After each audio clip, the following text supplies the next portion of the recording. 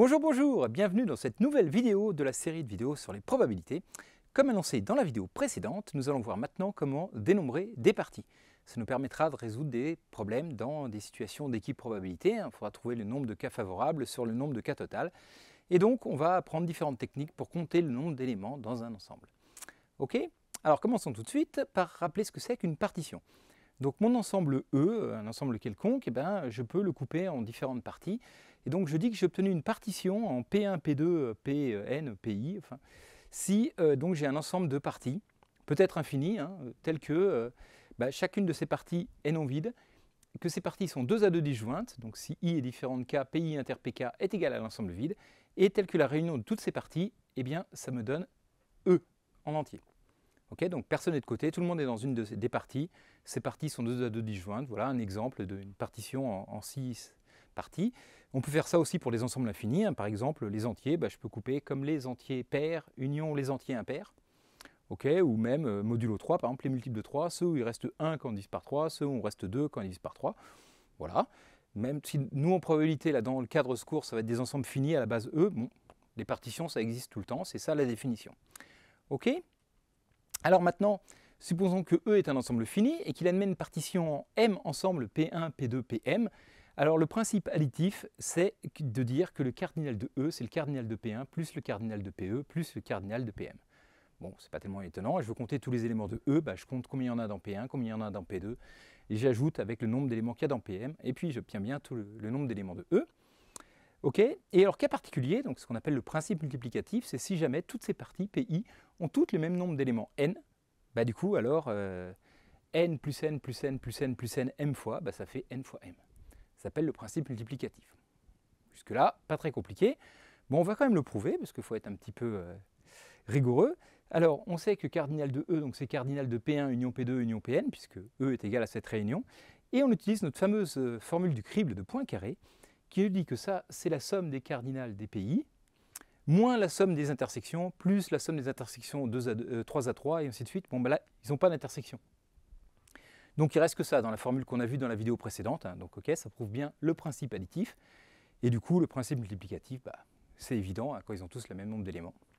Ok, donc la preuve n'est pas compliquée, et puis c'est pas très dur intuitivement, mais c'est bien de s'en servir parce que des fois, voilà, il faut juste dire, voilà, tiens, on prend les boules rouges, les boules noires, les boules bleues, ça fait des partitions de mon ensemble de boules et je peux compter. Bon, bref. Ok, alors maintenant une autre notion importante, c'est la notion de produit cartésien. Ok, alors qu'est-ce que ça veut dire un produit cartésien? Je vous rappelle, c'est à deux ensembles, il y a une opération sur deux ensembles qui fait un nouvel ensemble, qui n'est pas inclus dans les ensembles de départ. E croix F, ce qu'on appelle le produit cartésien de E et de F, c'est l'ensemble des couples XY, où X est dans E et Y est dans F. Ok, donc c'est un nouvel ensemble, les éléments de ça, c'est pas deux éléments, XY, c'est pas deux éléments, c'est un élément du produit cartésien. Ok. Donc plus généralement, si j'ai M ensemble E1, E2, EM, le produit cartésien de E1, E2, EM, c'est l'ensemble de ce qu'on appelle des M-uplets, d'accord, comme ça, c'est comme couple, mais quand il y en a plus, quand il y en a M, on appelle ça des M-uplets. Les couples sont des deux uplets en fait, tels que, voilà, pour tout cas, XK appartient à EK. Notez bien que l'ordre est hyper important, c'est E croix F, c'est pas pareil que F croix E, d'accord, les premiers dans E, le deuxième est dans F. Ok. Très bien, bon, voilà, ça c'est une définition de produit cartésien. Il y a des exemples que vous connaissez déjà. Par exemple, R3, vous savez, c'est le produit cartésien de R et de R. C'est l'ensemble des triplets X, Y, Z, où X est réel, Y est réel et Z est réel. Vous voyez, vous connaissez déjà depuis longtemps, donc voilà, les produits cartésiens, on en a vu. Et je donne un autre exemple un peu plus rigolo pour bien visualiser ce que ça peut vouloir dire. Par exemple, dans WoW, là, pour choisir l'apparence au personnage, on a un choix d'un certain nombre de peaux, de visages, de coiffures, etc., etc. Et donc une apparence, un look global, en fait, ça correspond à un élément du produit cartésien. C'est-à-dire, il faut à la fois choisir une peau, un visage, une coiffure, un truc. Vous voyez, c'est un PUplet, voilà, où on fait un choix de chacun des trucs, et tous les PUplets différents donnent des apparences différentes. Okay. Et donc, compter le nombre d'éléments dans ce produit cartésien, ça va être le nombre d'apparences différentes. On va le calculer, par exemple. Ok. Alors, quelle est la formule qui permet de calculer le nombre d'éléments d'un produit cartésien? Bon, c'est tout bête, vous voyez bien pourquoi, du coup, on note ça de façon multiplicative. C'est parce que le cardinal de E1 croix E2 croix EM, c'est le produit des cardinaux de E1, E2 et EM. Ok. Donc maintenant, on va montrer cette petite formule. Après ça, on va faire une récurrence. Donc, on va commencer par deux éléments. par deux ensembles. Et alors, première chose à faire, c'est que si un des ensembles est vide, n'a pas de E1, bah, le produit cartésien est vide aussi, donc c'est pratique. Si on a un qui est égal à 0, le produit vaut 0, et le cardinal du produit c'est 0. Bon ok, donc on va supposer maintenant qu'ils sont non vides. Et on va faire si m égale 2. Donc si j'ai juste E1, E2. Ok, puis j'ai pris des ensembles finis, hein, pour que c'est un sens, parce que l'infini fois quelque chose, c'est pas clair.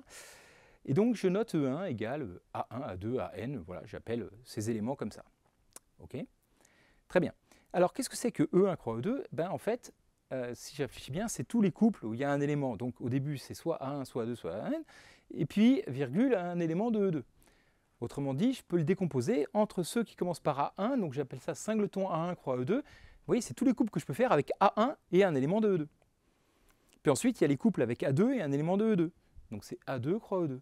Et ainsi de suite. Et donc j'obtiens une réunion de mon produit cartésien en n ensembles, comme ça, qui sont les AK croix E2. Ok. Et il faut bien que je me rende compte que si I est différent de K, bah, AI croix E2, c'est intersecté avec A croix E2, c'est ensemble vide. Hein. Il n'y a pas un seul couple qui est égal, oui, c'est pas le même au début. A1x, A2x, c'est pas la même paire. Il n'y a pas d'intersection, puisque pour qu'un couple soit le même, il faut que le premier et le deuxième soient le même. Hein. D'accord? Et donc j'obtiens finalement une réunion d'ensemble, ils sont 2 A2 disjoints, et dont la réunion fait E1 croix E2. Du coup, je vais pouvoir utiliser mon principe additif, hein, parce que j'ai trouvé une partition de E1 croix E2. D'accord? Chaque partie est non vide, si E2 est non vide, bah, du coup AK croix E2 c'est non vide. L'intersection de 2 A2 c'est vide, et puis la réunion de toutes ces parties-là, eh ben, ça donne bien E1 croix E2. Et donc il faut que je compte combien il y a d'éléments là-dedans. Mais là-dedans, AK il ne bouge pas, et donc le nombre d'éléments que j'ai là-dedans, c'est exactement le nombre d'éléments qu'il y a dans E2. D'accord? Donc cardinal de AK croix E2, bah, l'ensemble des couples où le premier c'est AK et l'autre c'est un élément de E2, il y en a bien cardinal de E2. Et donc finalement, par principe multiplicatif, j'obtiens que cardinal de E1 fois E2, eh ben, c'est cardinal de E1 fois cardinal de E2. Pourquoi? Parce que le nombre de parties que j'ai ici, n, c'est bien le nombre d'éléments qu'il y a dans E1. Donc voilà. Donc ça prouve bien la formule pour m égale 2. Ok. Très bien. Alors maintenant, faisons notre petite récurrence sur m. Ok, alors pour m égale 2, c'est vrai, on suppose qu'une formule est vraie pour un m fixé n'importe où dans n. Vous connaissez le principe de récurrence, et vous montrez que si c'est vrai pour une valeur de m qui est fixée, alors c'est vrai pour la valeur suivante pour m plus 1. Et donc je prends E1, E2, E3, Em plus 1, m plus 1, ensemble fini, et je vais regarder donc le produit cartésien E1, E2 jusqu'à Em plus 1. Et bien ça, c'est les m plus 1 uplet d'éléments de ça. Et bien un m plus 1 uplet, je peux le regarder comme le m uplet des m premiers croix le dernier. D'accord? Donc il y a le même nombre d'éléments que dans E1, E2 croix Em, parenthèse, croix Em plus 1. Vous voyez, c'est juste, je change l'ordre des parenthèses, hein, mais m plus 1 élément, je peux dire, ben, il y a un paquet de m, et puis 1 tout seul à l'après. Ça ne change rien. Okay, et donc, du coup, je peux utiliser la formule qui est avant. C'est-à-dire le cardinal de ce produit-là, c'est le cardinal de lui, fois le cardinal de lui. D'accord? En utilisant le K2. Mais du coup, par hypothèse de récurrence, ça, je l'ai calculé, c'est le produit des cardinals des EI, et donc fois cardinal de m plus 1. D'après l'hypothèse de récurrence, ben, j'ai bien trouvé que la formule était encore vraie pour m plus 1. Et donc, c'est tout le temps vrai. Ok? Donc voilà. Ma récurrence, elle n'était pas très dure, une fois qu'on a fait le k égale 2, mais quand même, il fallait le faire. Donc, pour WO, par exemple, j'ai fait le calcul, il y avait 15 pots, 45 yeux, etc. etc. Et donc, il y a donc 537 941 250 apparences différentes, juste pour les humains, dans WO. Parce qu'en plus, il y a d'autres races. Hein, mais enfin bon, déjà, voilà, pour les humains féminins, il y a déjà 537 millions, enfin presque 538 millions d'apparences. On ne risque pas de croiser quelqu'un qui a exactement la même tête que nous. Ok. Allez, un petit exercice. Donc pareil, hein, les exercices, je ne les corrige pas. Vous aurez le corrigé qui est tapé dans un lien dans la description de la vidéo. Vous avez les corrigés des exos. Donc il faut vous essayer de les faire avant de regarder les corrigés, bien évidemment. Donc dans un groupe de 31 personnes, il y a 12 qui ont les yeux bleus, 9 qui ont les yeux marrons, 10 qui ont les yeux verts. On choisit au hasard successivement 3 personnes. Donc on fait un triplet de personnes de cet ensemble. Quelle est la probabilité que la première ait les yeux verts, la deuxième les yeux bleus, la troisième les yeux marrons? Voilà, il faut calculer l'ensemble des triplets qui va faire ça. Bon, c'est pas très dur, mais c'est juste pour illustrer un petit peu le produit cartésien. Ok, alors maintenant on va commencer à taper dans le dur. Imaginez que je vous dise le problème suivant. On tire 10 boules avec remise donc dans une urne, voilà, qui en contient 16 numérotées de 1 à 16. Donc je prends une autre, ah, c'est la 8, je la remets, je mélange, j'attire une autre, oh la 5, hop, et je remets, ainsi de suite. Je le fais 10 fois. Et donc l'ordre dans lequel j'ai tiré les boules, je le garde, hein, et voilà, et je dois savoir combien de tirages sont possibles. Donc un nombre à chaque fois entre 1 et 16, et voilà, combien il y a de tirages possibles. Okay, je ne cherche pas à avoir la solution tout de suite, hein, juste vous compreniez voilà, quel est le problème, et que vous compreniez que c'est la même réponse que pour les questions d'après, en fait, surtout. Typiquement, vous voyez, ça, en fait, finalement, un tirage, hein, ça va être 10 numéros dans un certain ordre, tous entre 1 et 16. Okay, imaginez maintenant votre exercice de proba commence par un groupe de 10 femmes choisit simultanément son garçon préféré parmi un groupe de 16 garçons. Combien de choix sont possibles? Pour chacune des 10 femmes, ça correspond à un numéro entre 1 et 16 de son garçon préféré. Et l'ordre est important parce que, vous voyez, on ne peut pas mélanger. La première a choisi tel truc, la deuxième a choisi tel truc. Donc c'est pareil, on peut représenter ça comme un dissuplet de nombres entre 1 et 16. Vous voyez, imaginez que j'ai un millier d'étiquettes, toutes numérotées de 1 à 16, et puis 10 objets différents. Et sachant que je peux prendre des étiquettes, le même numéro pour plusieurs objets, combien j'ai de façons de numéroter tous mes objets? Oui. Imaginez, c'est des prix, entre 1 et 16 euros, je mets aléatoirement un prix sur chacun des objets, combien de façons différentes j'ai de faire? C'est pareil, vous voyez bien, pour chaque objet, il y a un numéro entre 1 et 16. Et l'ordre pour le premier objet, enfin pour chaque objet, il y en a un, donc l'ordre est important. Et le premier, s'il a 1, et le deuxième, il a 2, ce pas les mêmes objets, donc c'est 10 objets différents. Hein, c'est le différent qui dit que l'ordre est important. Toujours ce problème, hein, traduire en mathématiques l'énoncé, un énoncé comme ça, c'est pareil, ça se représente comme 10 nombres, tous entre 1 et 16, avec l'ordre important.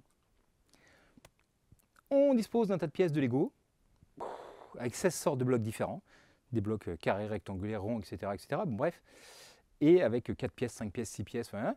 Et on construit une tour en prenant des blocs et en les mettant les uns par-dessus les autres. Voilà. Et je fais des tours de 10 étages. Combien de tours différentes peut-on construire? Et pareil, pour le premier étage, c'est un numéro entre 1 et 16, pour le deuxième aussi. On peut représenter chaque tour comme un dissuplet de nombres, à chaque fois entre 1 et 16, pour lequel l'ordre est important, parce que si je change l'ordre des étages, ce n'est pas la même tour. Voyez, combien de mots de 10 lettres je peux écrire si mon alphabet il a 16 lettres? Pareil, un mot, l'ordre des lettres est important.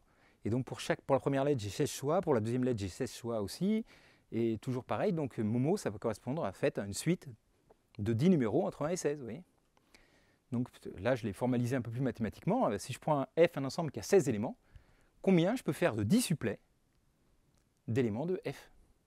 Donc une liste ordonnée de 10 éléments à choisir dans un ensemble à 16 éléments. Combien de façons de faire? Tout ça, c'est la même question.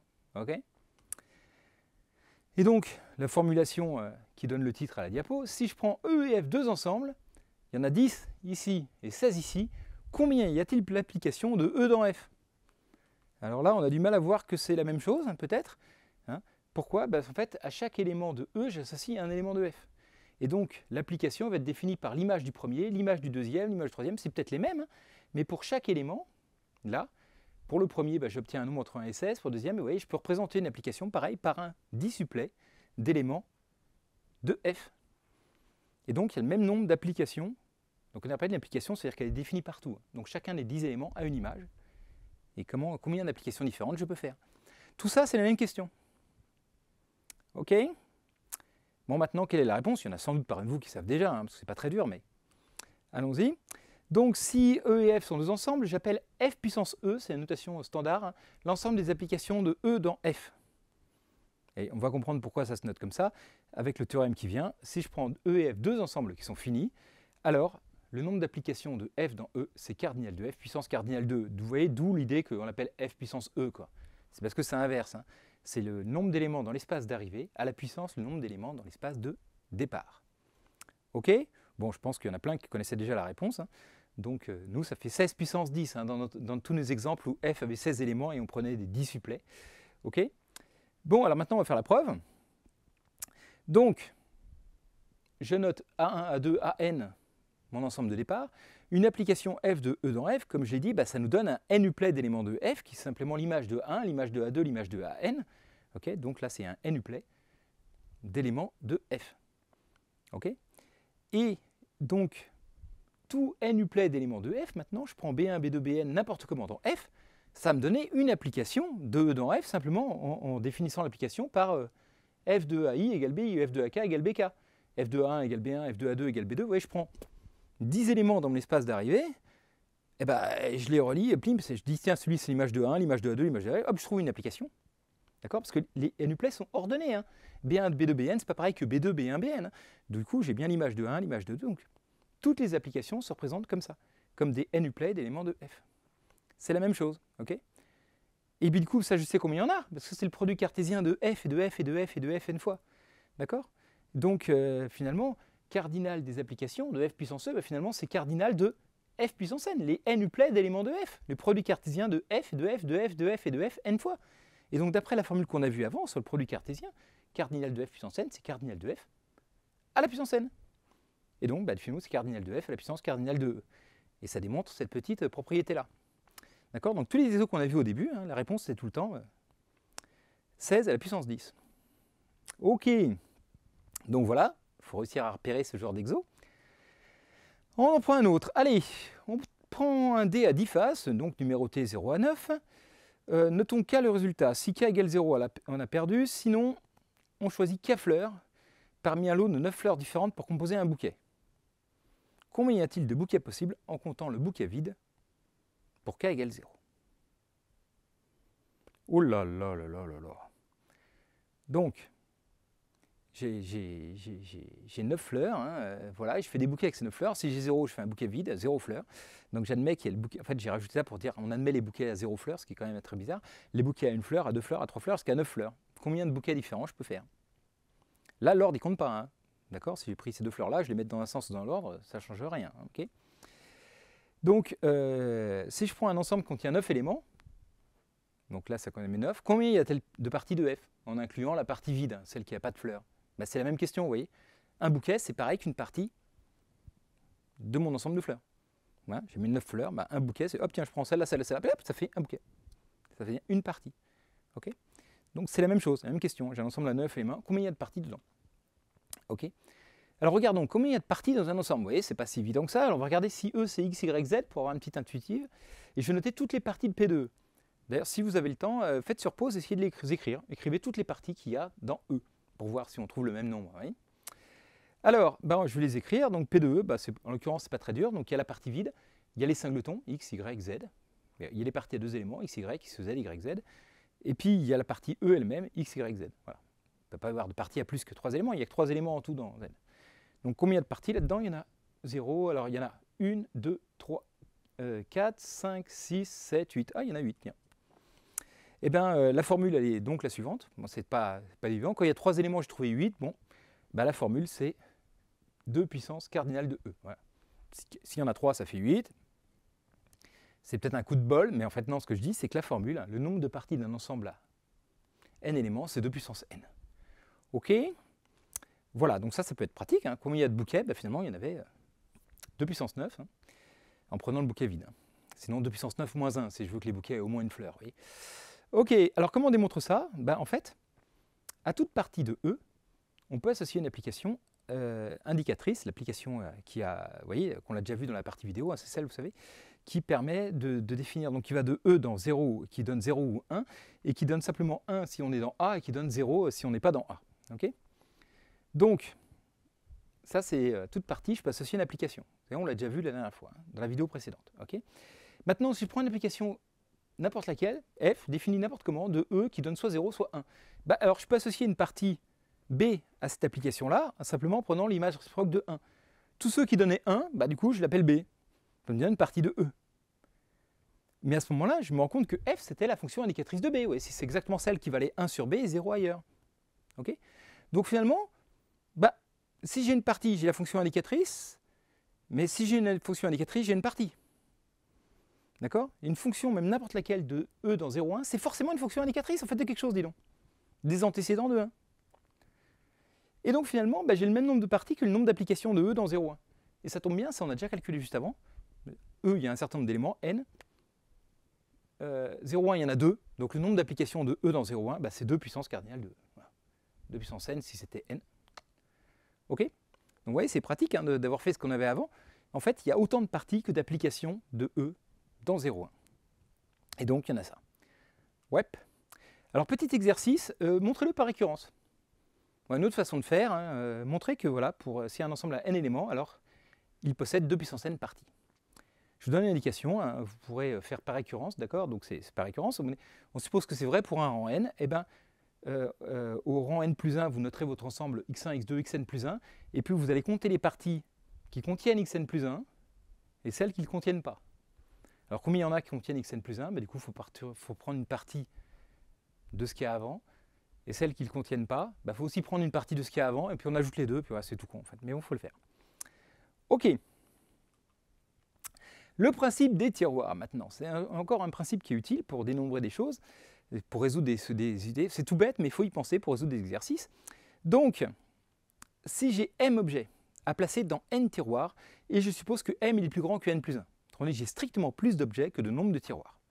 Je place mes objets comme je veux dans mes tiroirs, mais j'ai plus d'objets que de tiroirs, d'accord? Eh bien, il y a au moins un tiroir qui contient 2 objets. C'est tout con, je bien, hein, j'ai rempli mes objets, plum. Au pire, je les mets un par un, tous les tiroirs sont pleins, il m'en reste au moins un. Bah, du coup, il y a au moins un tiroir qui contient 2 objets. C'est tout bête, mais voilà, il faut le savoir. Donc, traduction en termes d'application, si j'ai deux ensembles avec cardinal de E égale M, donc c'est les objets que je veux placer dans l'espace d'arrivée, que je considère comme l'ensemble des tiroirs. Vous voyez, placer un objet dans un tiroir, c'est lui d'associer à chaque élément un tiroir là. Donc, je prends des applications de E dans F, et bien ce que je dis, c'est que si M est strictement plus grand que N, alors F n'est pas injective. Ouh là là, qu'est-ce que c'est que cette histoire? Alors je vous rappelle, injectif, ça veut dire que tout élément de l'espace d'arrivée admet au plus un antécédent. Autrement dit, que chaque tiroir admet au plus un objet dedans. Peut-être pas, mais au maximum un. Eh bien, c'est pas possible. Vous voyez, s'il y a plus d'éléments dans l'espace de départ, à chaque fois je dois lui en associer un, eh ben, il y en a un moins 2 qui arrive au même endroit. Logique, hein, il y a moins de place que d'objets. Mais dit comme ça, c'est plus dur. Si l'espace de départ est plus grand que l'espace d'arrivée, l'application F ne peut pas être injective. C'est une façon compliquée de dire ça, en fait. Mais c'est la même chose. Alors on peut améliorer un petit peu. Si M il est plus grand que k fois le nombre de tiroirs plus 1, alors il y a un tiroir qui contient au moins k plus objet. Vous voyez bien, s'il y en avait nk en répartissant bien, je réussirais à en mettre k dans chaque tiroir, mais il en reste un, donc il y en a au moins k plus 1 dans un des tiroirs. Voilà, pour certains exos, ce principe-là permet de répondre à la question, quoi. Ok, alors maintenant on va faire le principe des tiroirs plus faibles. Un autre principe des tiroirs, si j'ai m objets toujours à placer dans n tiroirs, mais cette fois si j'ai m strictement plus petit que n, alors il reste au moins un tiroir vide. Vraiment très con, ça, vous voyez, j'ai 10 objets à ranger dans 15 tiroirs, tous les tiroirs ne contiendront pas un objet à la fin. Dit comme ça, c'est complètement évident. Version application, si je prends E et F deux ensemble, cardinal de E égale M, cardinal de F égale N, et je prends une application E de E, donc pareil, F de E dans F, bon, si j'ai plus d'éléments à l'arrivée qu'à la sortie, chaque élément a une application allant à un seul endroit, du coup il en reste des places vides. Traduction, si M est strictement plus petit que N, F n'est pas surjective. Parce que surjectif, je vous rappelle, c'est que tout élément de l'espace d'arrivée admet au moins un antécédent, ça ne peut pas être le cas. Ok? Donc c'est marrant parce que dit comme ça c'est évident, dit comme ça c'est compliqué. Alors que c'est vraiment la même chose en fait, moralement. Ok, donc on fait un petit récapitulatif, même si vous avez compris que ça dans cette vidéo, c'est pas mal. C'est partie des choses que... Ouais, enfin, si vous avez compris, si ça devient évident pour vous, si vous visualisez le truc, vous n'avez pas perdu votre temps. Là, vous voyez. Donc c'est important, ces notions d'injectif, surjectif, bijectif, c'est toujours compliqué. Mais bref, si on prend deux ensembles finis, une application de E dans F, si F est injective, alors il y a moins d'éléments au départ qu'à l'arrivée. Vous voyez, injective, l'idée c'est on injecte l'espace de départ dans l'espace d'arrivée, donc l'espace d'arrivée doit être plus grand. C'est comme ça qu'on visualise, vous voyez.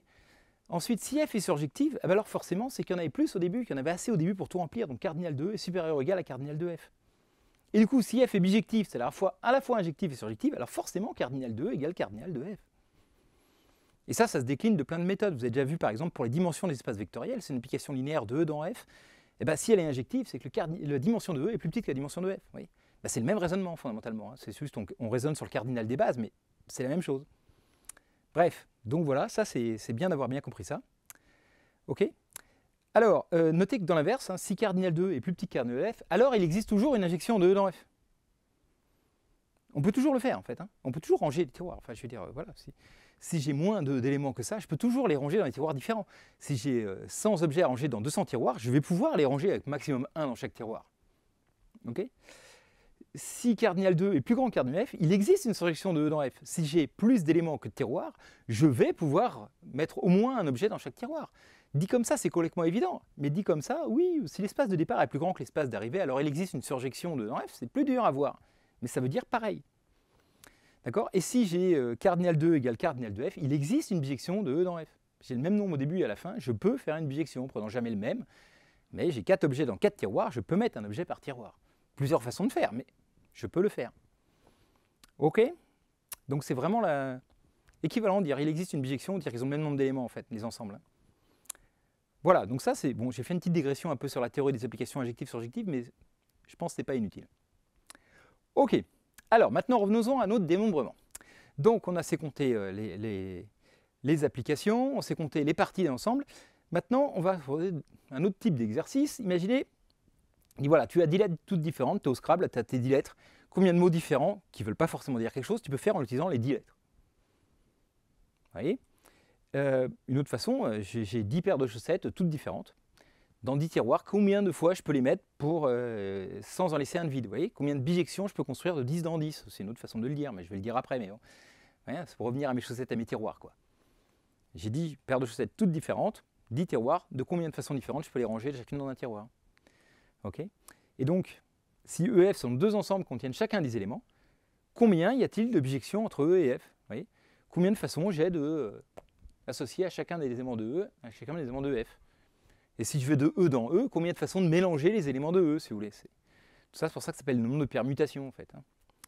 Donc, si E, je l'appelle 1, 2, n, les éléments de E, au lieu de les appeler 1 à 2 à n, je l'appelle directement 1, 2, n, une bijection de E dans E, ça s'appelle une permutation de E.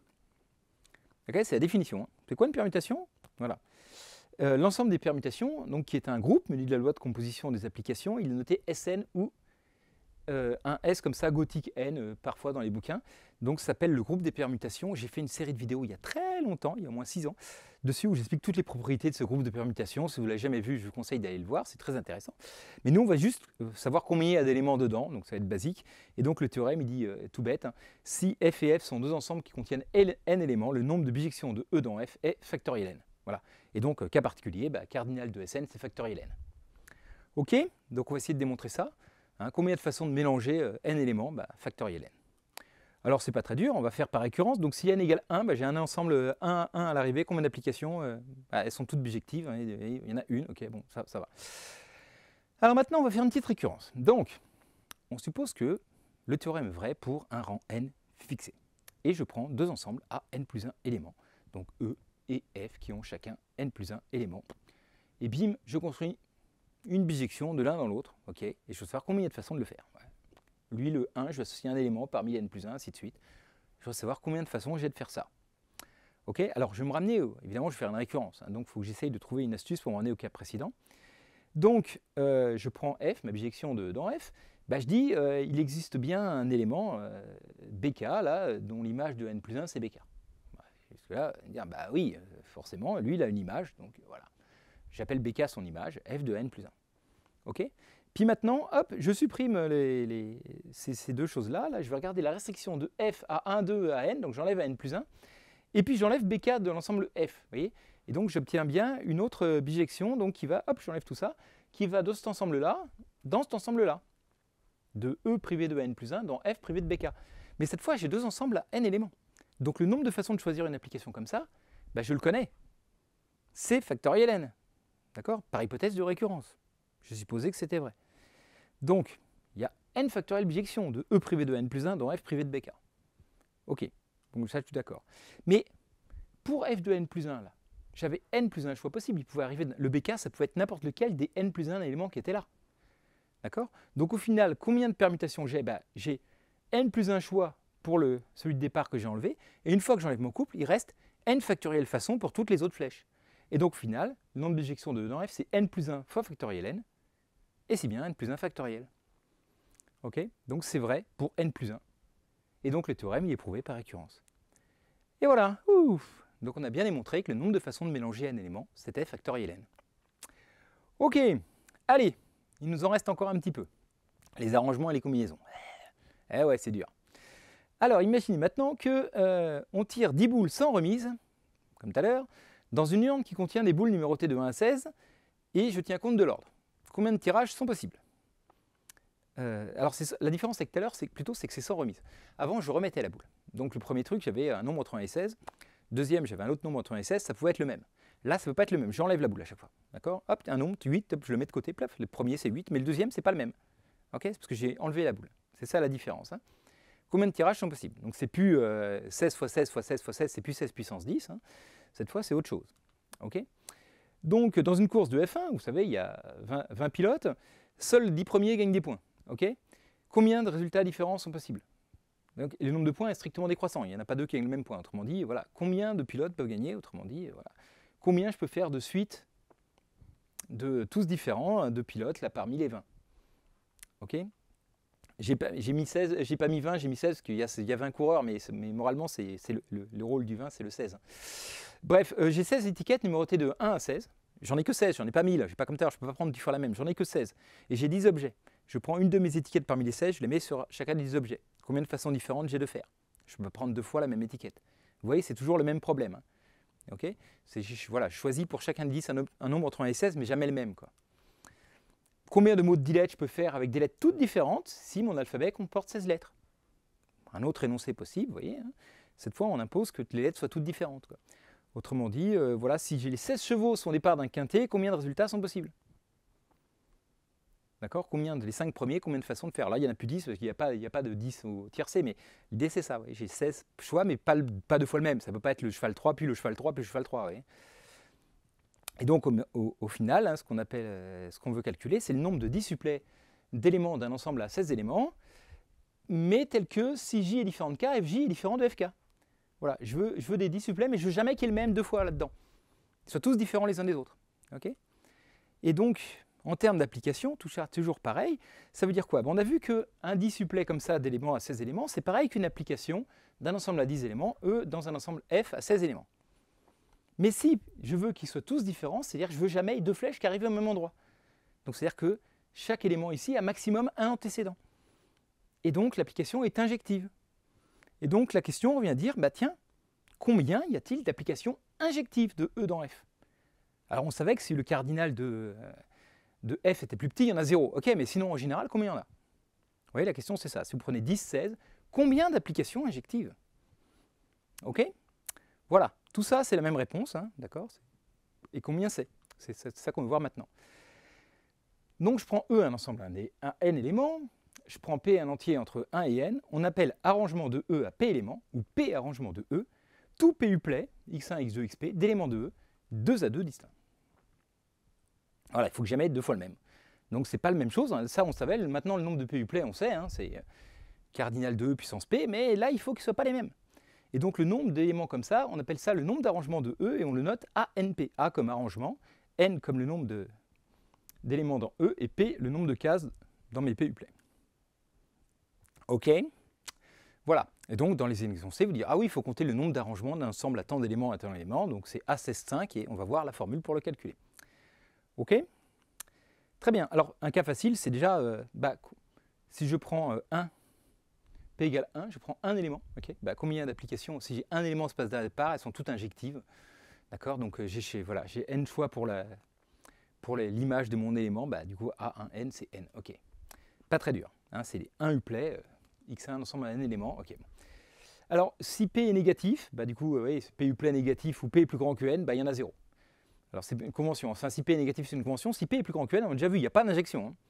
C'est pas possible. Hein. Si l'espace de départ est plus grand que l'espace d'arrivée, il n'y a pas d'injection. Donc, ANP, c'est 0. Okay. Ça va.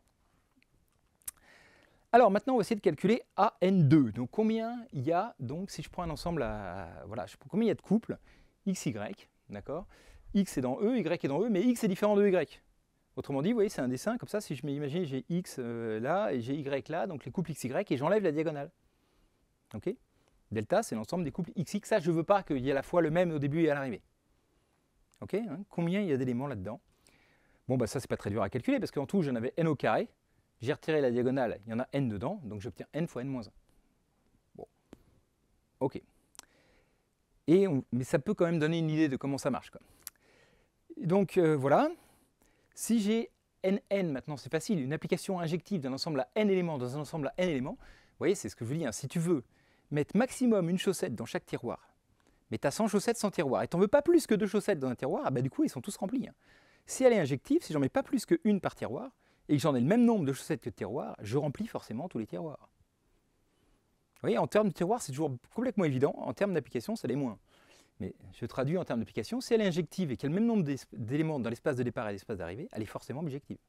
Du coup, le nombre de bijections, on l'a déjà vu, c'est factoriel n. Donc ANN, c'est factoriel n. Ok, jusque-là, tout va bien. Alors maintenant, il faut voir combien d'arrangements on peut faire. On va essayer de trouver ANP. Hein. Maintenant, au bout d'un moment, il faut mettre les mains dans le cambouis. Alors, donc, x1, c'est un élément de E. Bah, je peux choisir n'importe comment. A priori, il n'y a pas de raison. Le premier que je choisis, je tire ma première boule, j'ai n possibilités. Ok. Mais maintenant, bah, le deuxième, j'ai pas le droit à x1. Donc, j'ai n-1 possibilité, n-1 choix pour le deuxième. Et puis ensuite, pour le troisième, j'ai n-2 choix, puisque je ne peux pas tirer ni x1 ni x2. Et ainsi de suite. Pour le dernier, ici, bah, j'ai déjà tiré P-1 objet, donc il me reste n-P-1 choix. Alors si j'enlève la parenthèse, ça fait n-P, -1, n-P plus 1 choix. Et donc au final, bah, combien de trucs différents je peux faire? Il faut que je multiplie n fois n-1 fois n-2, ainsi de suite, jusqu'à n-P plus 1. Donc c'est cette formule-là hein, que j'aime mieux. Mais effectivement, pour la noter en plus raccourci, une astuce, ça peut dire bah, on multiplie tous les nombres de 1 à n, divisé par tous les nombres de 1 à n-P. Et donc ça fait une notation courte. Mais pour calculer, il faut attention, parce que celle-là est quand même bien mieux, parce que par exemple, pour calculer A102, combien de couples d'un élément différent à 100 éléments, bah, 100 fois 99, c'est quand même plus facile à calculer que 100 factoriel sur 98 factoriel, parce que 100 factoriel, je ne sais pas le calculer, 98 factoriel non plus. Hein. D'accord? Donc du coup, c'est quand même mieux de calculer, c'est mieux en général d'utiliser cette formule-là. Hein. Ok. Mais voilà, ça répond à la question. Hein. Donc si on repère qu'on a des arrangements, on a des PU-play tous différents, bah voilà le nombre qu'il y a. Ok? Très bien. Allez, il va falloir faire les exercices à la fin pour vous entraîner. Hein. Rassurez-vous, il y a des exercices qui arrivent, vous aurez le corrigé en description. Ok, alors on a vu le nombre d'injections, on a vu le nombre de bijections. Bah, du coup, on se dit, tiens, le nombre de surjections alors. Donc si je prends deux ensembles finis, cardinal de E égale n, cardinal de F égale P, le nombre d'applications de E dans F, bah, c'est P puissance n, on l'a déjà vu, hein, c'est cardinal de F puissance cardinal de E, ok. Le nombre de bijections de E dans F, alors s'ils ont le même, donc si P égale n, c'est factoriel n, ok, sinon c'est pas possible. Si P est plus petit que n, pour que vous puissiez avoir des injections, sinon c'est 0. Hein. Le nombre d'injections de E dans F, on vient de le voir, c'est factoriel n divisé par factoriel n moins P, ok. Et le nombre de surjections alors? On peut l'appeler SNP, si P est plus grand que N, il y a des surjections, et combien c'est? Eh bien c'est dur. Il n'y a pas de formule simple. Alors juste petite récréation, je vous le mettrai dans le corrigé qui est dans le truc. Hein. Calculer SN1. Bon, SN1, c'est pas très facile, c'est pas très dur. Mais s'il y a un élément dans l'espace d'arrivée, bon, combien il y a de surjections? Bah, bon, vous allez voir, c'est pas très dur. Bah, en fait, tous les éléments de départ arrivent tous dans celui-là, donc il y en a une. Bon, ok. SN2, combien il y en a? S'il y a deux éléments, 3 à la rigueur? C'est pas évident. Ça, c'est facile. Si on a n dans l'espace d'arrivée, parce que si c'est surjectif, s'il y en a au moins un dans chaque tiroir et que j'ai le même nombre de chaussettes que de tiroirs, alors elle est forcément injective. Donc ça, c'est factoriel n aussi, c'est pas très dur, mais je vous laisse calculer ça pour voir, pour vous amuser si vous voulez. Je vous mettrai la réponse dans le corrigé. Ok. Alors, on en arrive maintenant à ce qui sert à peu près le plus souvent, même si c'est ce qu'on voit en dernier, le nombre de combinaisons. Alors, voilà encore un exercice. On tire 10 boules sans remise dans une urne qui contient des boules numérotées de 1 à 16. Donc, si je ne tiens pas compte de l'apparition des boules, alors cette fois, vous voyez, c'est plus la même chose. Juste la différence avec les arrangements, c'est qu'avant, il y avait de l'ordre. Je ne remettais pas les boules, mais c'était la première, la deuxième, la troisième. C'est pas les mêmes. Là, je me fous de l'ordre, juste le résultat final. Qu'est-ce que tu as tiré comme boule? Tiens, la 3, la 4, la 5. Mais je me fous dans l'ordre dans lequel tu les as tirées. Hein, c'est ça la différence. Vous voyez? Donc, je tire 10 boules sans remise dans une urne qui en contient 16. Et je ne tiens pas compte de l'ordre d'apparition des boules. Combien de tirages différents sont possibles? Comme au loto, on s'en foutait, hein, c'était la première, votre numéro ou pas. On regardait sur la grille, est-ce que vous avez tous les bons numéros, quoi. Ok, donc ça arrive souvent. Hein. On dispose de 16 variétés de bonbons différents. On veut faire des sachets de 10 bonbons tous différents. Combien de sachets différents peut-on réaliser? Vous voyez, c'est la même chose que tout à l'heure. À chaque fois, pour chaque bonbon, ben, on a 16 choix. Mais à chaque fois, on veut des tous différents. Et puis l'ordre, on s'en fout. Le paquet, on s'en fout qui a été mis en premier dans le paquet, quoi. Vous voyez? Donc si on suppose que, hormis le gardien, tous les joueurs peuvent jouer à tous les postes, combien d'équipes de foot, donc de 10 joueurs, hein, parce que j'ai pas mis le gardien, peut former le coach s'il a 16 joueurs de champ? Combien de façons de choisir 10 joueurs parmi 16 en fait, hein, vous voyez, c'est... Dans une fête réunissant 16 convives, si chacun trinque une seule fois avec chacun des autres convives, combien de tintements va-t-on pouvoir entendre? Alors c'est plus le même, hein, c'est plus 10, c'est 2, mais c'est juste un truc rigolo parce que ça, vous pouvez l'utiliser à la fête. La prochaine fois que vous avez une fête de Noël, vous voyez, si vous êtes 16 à table, et que tout le monde va trinquer, dire « Ah tiens, ça va faire un certain nombre de ting qu'on va calculer. Donc je vais vous donner la réponse. Mais combien? Vous voyez? Donc là c'est pareil, hein. Un ting ça correspond à choisir 2 personnes parmi les 16. Et on se fout de l'ordre. Ok? Donc voilà. Donc si E est un ensemble à n éléments, pour K un entier entre 0 et n, bon si K n'est pas entre 0 et n, on définit aussi par convention que ça vaut 0, hein, mais bon bref. On appelle combinaison de E à K éléments toute partie de cardinal K. Okay, c'est le nombre de façons de choisir K éléments parmi E. Okay, donc ils sont tous différents, j'en prends K, et l'ordre je m'en fous, donc je regarde juste la partie composée des K éléments. Voilà. Combien de façons j'ai de choisir 3 élèves dans ma classe, qu'il y en a 25? Eh ben, c'est le nombre de combinaisons, d'accord? Donc c'est 3 parmi 25.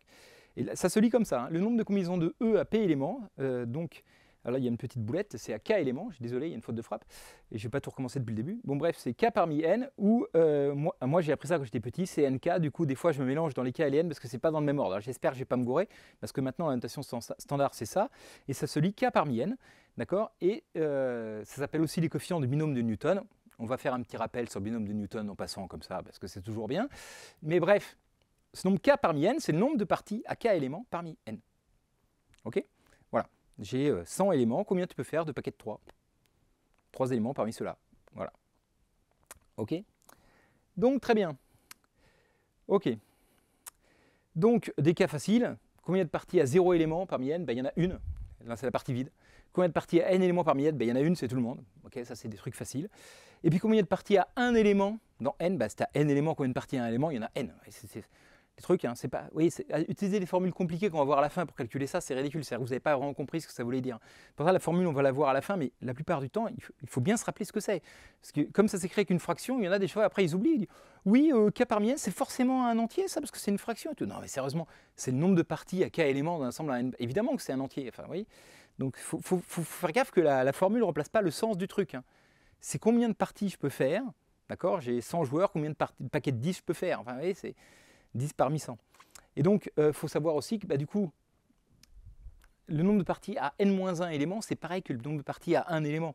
Parce qu'en fait, dès que je choisis une partie à 1 élément, je choisis 1, bah, il me reste une partie à n-1, c'est le complémentaire. Donc il y a autant de parties à n-1, celui que j'ai enlevé, que de parties à 1. Vous voyez? Ok, et puis donc par convention, si k est négatif ou k est plus grand que n, on dit que k parmi n c'est 0. Voilà, il n'y a pas de partie à 200 éléments dans un ensemble à 100. Bon, okay. Et donc déjà par passage complémentaire, vous voyez, il y a une petite subtilité, je vous dis tout de suite, ben, si j'ai une partie à k éléments, ça me définit une partie à n-k éléments. Et une partie à n-k éléments me définit une partie à k éléments en prenant le complémentaire. Donc il y en a le même nombre. Vous voyez, ça marche vraiment par deux. À chaque fois que j'ai une partie, j'ai ce complémentaire. Il y a le même nombre de parties là que de nombre de complémentaires. D'accord? Donc ça, c'est les premières règles déjà qu'il faut bien comprendre. Vous voyez qu'il ne faut pas utiliser une formule compliquée pour démontrer ça. Hein. J'aimerais bien que vous le visualisiez bien. Quoi. K parmi n ou n-k parmi n, c'est pareil. Par définition, j'ai envie de dire. Vous voyez? Donc maintenant, on va voir la formule qui permet de calculer ces coefficients binomiaux. Donc accrochons un petit peu nos ceintures, c'est là qu'il faut raisonner un petit peu. Supposons que E, il a n plus 1 éléments. OK? Et donc, voilà, j'appelle pour tout k entre 1 et n, E, n plus 1, k plus 1, l'ensemble des parties de E à k plus 1 éléments. Bon, voilà, bah, j'ai n plus 1 éléments, je prends k plus 1 éléments dedans, pourquoi pas? Bah, du coup, combien il y en a? Le nombre de parties à k plus 1 éléments d'un ensemble à n plus 1 éléments, par définition, c'est k plus 1 parmi n plus 1. Bon, et je vais l'écrire différemment pour trouver une formule. Alors, je vais essayer de compter les parties donc, à k plus 1 éléments de E. Mais en fait, je peux les couper en deux. Parce qu'il y a les parties qui contiennent xn plus 1 et celles qui ne le contiennent pas. Hein, j'aurais compté tout le monde. Hein, d'accord? C'est la même astuce que la récurrence tout à l'heure pour calculer le nombre de parties. Mais bon. Alors, combien il y a de parties? Et réfléchissez avant que vous mettez sur pause si vous voulez. Hein, combien de parties qui contiennent xn plus 1 dans mon ensemble à k plus 1 éléments qui contiennent xn plus 1. Bah, pour faire une partie à k plus 1 élément qui contient xn plus 1, il faut que je choisisse les k éléments qui restent parmi ce qui reste. D'accord? Donc il me reste à choisir k éléments parmi les n qui restent. Donc c'est k parmi n. Je ne sais pas combien ça vaut, mais c'est ce nombre-là. D'accord? Et même si je ne connais pas la formule, c'est fatalement, par définition, c'est ce nombre-là. Ok? Maintenant, le nombre de parties qui ne contiennent pas xn plus 1. D'accord? Donc combien j'ai? Bah, du coup, il faut que je choisisse k plus 1 éléments parmi n. Tous les autres éléments, et j'ai enlevé xn plus 1, donc il ne me reste plus que n choix possibles, donc c'est k plus 1 parmi n. Okay, et là, j'ai pris toutes les parties à k plus 1 éléments de n plus 1. Et donc, j'en déduis que ça, bah, c'est égal à ça plus ça. Ok? Donc, je ne sais pas combien ça vaut, ces trucs-là, mais en tout cas, j'ai cette formule-là. k plus 1 parmi n plus 1, c'est k parmi n plus k plus 1 parmi n. Et bien ça me permet déjà de calculer de proche en proche tous les coefficients binomiaux, enfin, tous ces petits nombres-là. Regardez, imaginons, c'est Pascal, on appelle ça le triangle de Pascal, je ne sais pas si c'est lui le premier qui a fait ça. On met n ici et p ici. Ok, puis on veut calculer combien il y en a. Bon alors, s'il y a 0 élément, hop, voilà, merci Blaise Pascal de nous avoir fait ça. S'il y a 0 élément, bah, du coup, il y a une partie, la partie vide et tout ça, bon, c'est pas très dur.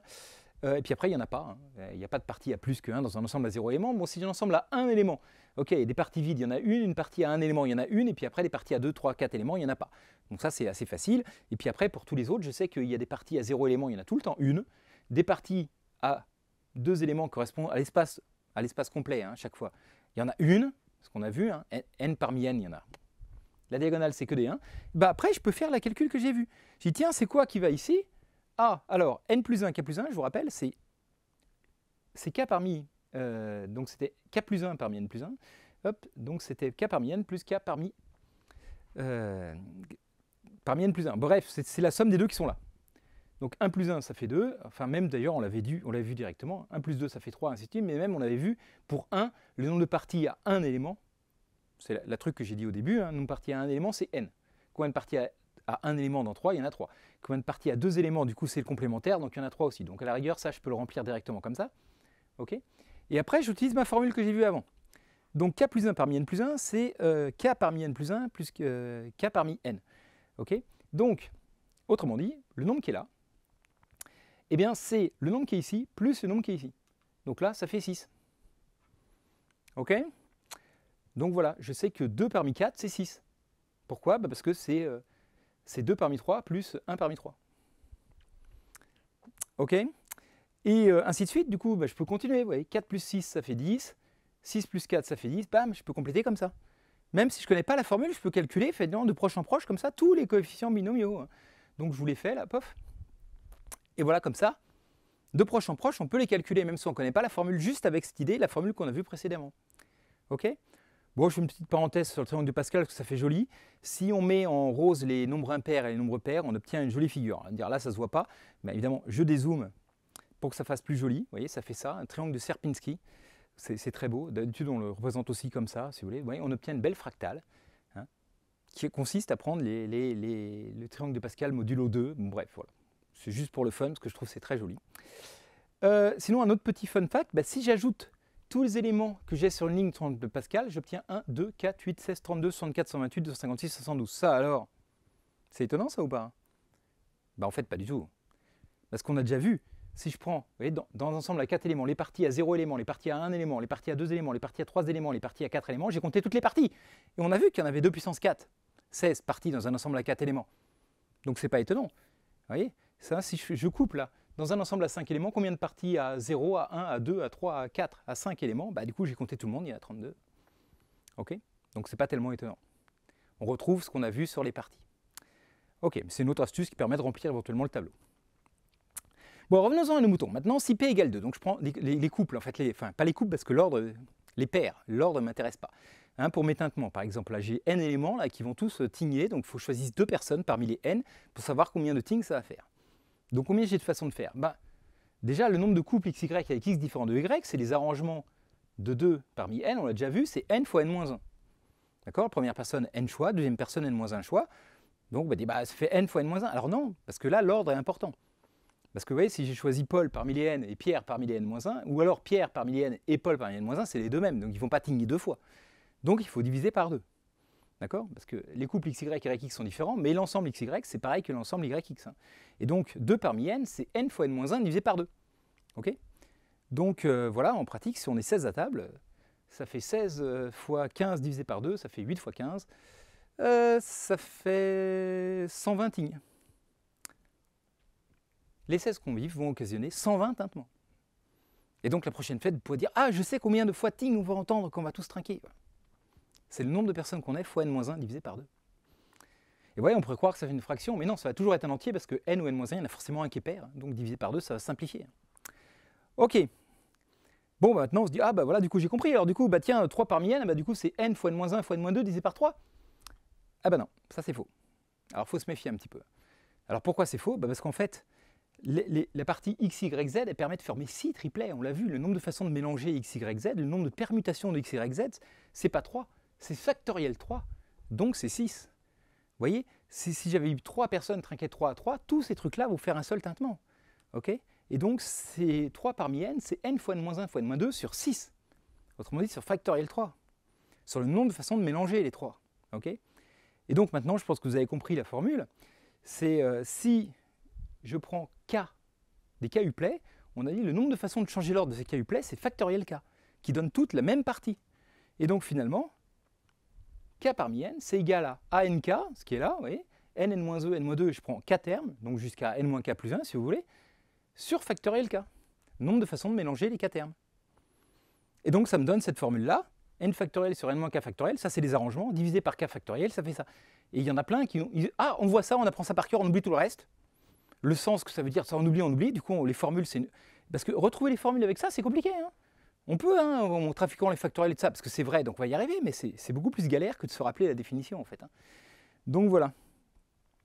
Donc j'aime mieux que vous compreniez que ça c'est k parmi le nombre de façons de choisir k éléments parmi n plutôt que de vous rappeler de cette formule-là, même si elle peut être pratique. Puis de toute façon en pratique c'est mieux de calculer avec celle-là en fait, hein, comme pour les arrangements. Et donc par exemple pour tous les exos qu'on avait vus avant, à chaque fois hein, combien de façons de choisir 10 parmi 16, bah, vous pouvez calculer, hein, ça fait 8008. Ok? Très bien. Alors, la formule du binôme de Newton, donc juste petite parenthèse, c'est pas du dénombrement, mais c'est toujours bien de se rappeler pourquoi on appelle ça les coefficients de binôme, quel rapport. Mais en fait, donc c'est dû à notre ami Isaac Newton, c'est de se rendre compte que si je fais A plus B, bon c'est A plus B, ok, A plus B au carré c'est A2 plus 2AB plus B carré, je regardais les coefficients, vous voyez c'est 1, 2, 1, ah c'est pareil que là. Si je fais A plus B au cube, ça fait A cube plus 3A2B2 plus 3B2 plus B cube, ça fait 1, 3, 3, 1, ah. Et puis ainsi de suite, A plus B puissance 4, ça fait les coefficients, c'est 1, 4, 6, 4, 1. Alors l'ordre, vous voyez, c'est à chaque fois je descends A de 1, hein, c'est A cube, A carré, A et puis pas de A. Et puis les B, c'est au contraire pas de B, B, B carré, B3, B4. Vous voyez comment il faut ordonner les coefficients pour mettre les nombres dans le bon sens. Hein. Ainsi de suite, A plus B puissance 5, ça fait ça. Voilà, donc ça c'est la formule du binôme de Newton qui dit que du coup A plus B puissance n, c'est une somme avec des AK, B, n-k, et que les coefficients, c'est les coefficients du binôme. Ok ? Et donc pourquoi c'est ça? En fait, moralement, hein, c'est que quand on développe tout ça, A plus B fois A plus B fois A plus B, qu'est-ce que c'est qu'un terme de tout ça? À chaque fois, là, je choisis soit A soit B, là, je choisis soit A soit B, là, soit A soit B. Donc un terme, en fait, c'est combien de A je choisis? Il faut faire une partie parmi les n termes, une partie, je choisis K fois B parmi les n termes, et j'obtiens le terme A n-k BK. Okay, et donc le coefficient devant A n-k BK, c'est le nombre de façons de choisir K, B parmi les n qui sont là. Donc c'est K parmi n. Okay, bon alors je vais assez vite parce qu'il y a une vidéo entière sur les binômes de Newton, hein, mais ce n'est pas inutile du tout pour comprendre les lois binomiales, hein, donc c'est pour ça que j'en parle quand même un petit peu. Et donc on a cette formule-là, A plus B puissance n, du coup c'est A puissance n plus 1 parmi n, A puissance n moins 1b, plus ainsi de suite, hein, K parmi n, A puissance n moins k, bk. Alors on peut mettre A puissance k, bn moins k, hein, c'est comme vous voulez, c'est symétrique en A et B, hein, de toute façon. Voilà, et donc voilà la formule du binôme de Newton. Okay, un des exercices, c'est de la démontrer par récurrence, avec la fameuse formule qu'on a vue sur les coefficients du binôme. Alors voilà maintenant les exos pour finir. Allez, donc vous avez le corrigé en description, mais vous les cherchez avant, ça ne sert à rien. Celui-là, j'ai trouvé sur BIMMAT par exemple. Donc dans une ville, il y a 4 boulangeries qui ferment un jour par semaine. Déterminer le nombre de façons d'attribuer un jour de fermeture hebdomadaire. Voilà, donc combien de façons il y en a de dire tiens, toi tu fermes tel jour, tu fermes tel jour, tel jour. Même question si on ne veut pas qu'il y en ait plusieurs qui ferment le même jour. Donc c'est une histoire d'application, d'injection, tout ça, à vous de traduire tout ça en maths. Hein. Et la même question si on veut que chaque jour, il y ait au moins une boulangerie qui soit ouverte. Voilà. Combien de façons différentes de dire voilà. Ok. Une course de chevaux avec 16 participants. Pour la somme de 1 €, vous pouvez tenter le tiercé ou le quintet. Les récompenses sont le suivantes. Si vous trouvez le tiercé dans l'ordre, 3 000 €. Dans le désordre, 500 €. Le quintet dans l'ordre, c'est 400 000 €. Le quintet dans le désordre, 4 000 €. Quel est le jeu qui est le plus favorable ou le moins défavorable? Autrement dit, quel est celui où il y a le plus de façons de gagner par rapport au gain, etc., etc. Alors ensuite, on prend les nombres entiers inférieurs à 1 million, à 10 puissance 6. Et dans cette partie, je vais vous coder quelle est la plus grande de ces parties. Vous voyez, une autre façon de faire un petit peu de dénombrement. Les nombres dont l'écriture contient au moins une fois le chiffre 9, ceux où il y a au moins un nombre. Donc c'est tous les nombres jusqu'à 5 chiffres, hein, jusqu'à 1 million. Tous les nombres à 5 chiffres, voilà, ceux où il y a au moins une fois un 9, ceux où il n'y a jamais 9.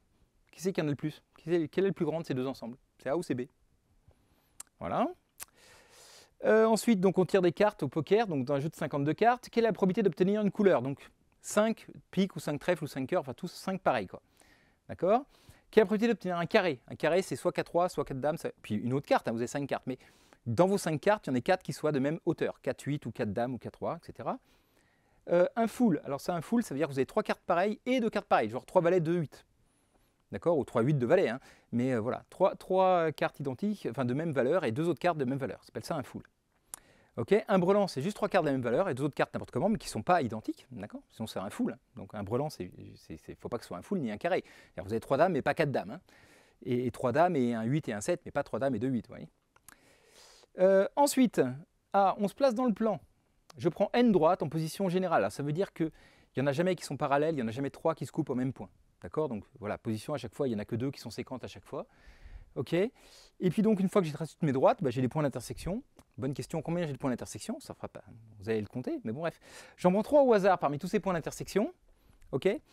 Et la probabilité, ouais, par exemple ces 3-là, hop, quelle est la probabilité que le triangle formé par ces 3 points soit déjà tracé sur la figure? Vous voyez, là c'est le cas. Ok, là, ces 3 points-là, ça marche. J'en prends 3 autres au hasard, ces 3-là, ce triangle n'est pas tracé là. Voilà. Il n'y est pas sur la figure. Vous voyez, quelle est la probabilité que le triangle soit déjà tracé? Ok. Les anagrammes, ça c'est un truc assez, voilà, c'est un grand classique, hein, c'est assez marrant. Combien d'anagrammes, donc combien de mots je peux faire avec les lettres M, A, T, H, S? Okay, quand elles sont toutes différentes, c'est pas très dur. Nombre de façons de mélanger 5 lettres, normalement vous savez. Combien de mots je peux faire avec diviseur? Alors attention, parce que là il y a 2 i, donc du coup, quand j'inverse les 2 i, c'est le même mot, hein.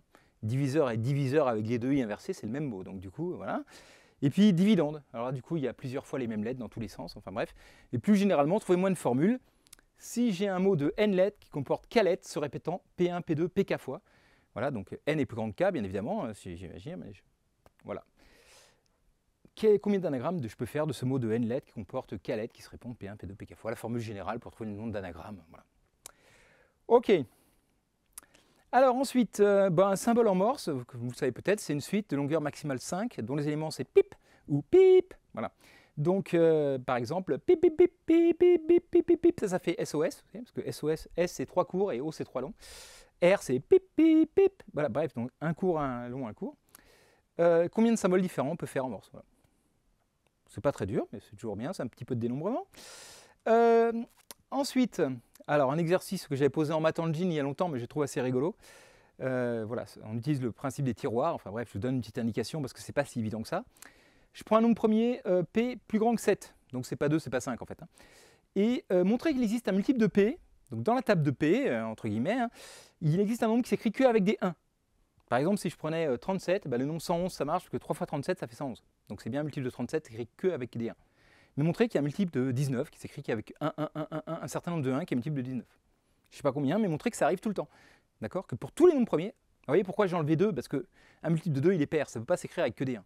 Et j'ai enlevé 5 parce qu'un multiple de 5 il se termine par 0 ou par 5. Ça ne peut pas s'écrire avec que des 1. Mais à partir de ça, à partir de 7, 11, 13, tous les autres nombres premiers, ils ont un multiple qui s'écrit avec que des 1. Voilà. Et donc, astuce, je vous donne une petite indication. Voilà. Ok. Alors ensuite, on prend des tickets de Tombola, on en a M, numéroté de 1 à M. Parmi ces tickets, il y en a N qui sont gagnants. Donc M est plus grand que 2N, c'est-à-dire qu'il y en a moins que la moitié qui sont gagnants quand même. Mais on sait que par exemple, il y a 1000 tickets, il y en a 100 qui sont gagnants.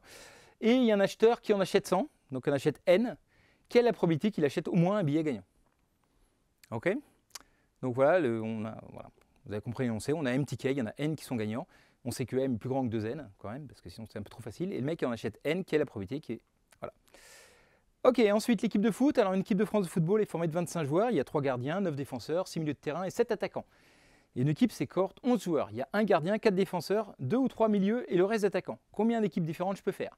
Donc choisissant un gardien parmi 3, 4 défenseurs parmi 9, 2 ou 3 milieux parmi 6 et le reste en attaquant. Combien d'équipes différentes je peux faire pour aligner lors des compétitions?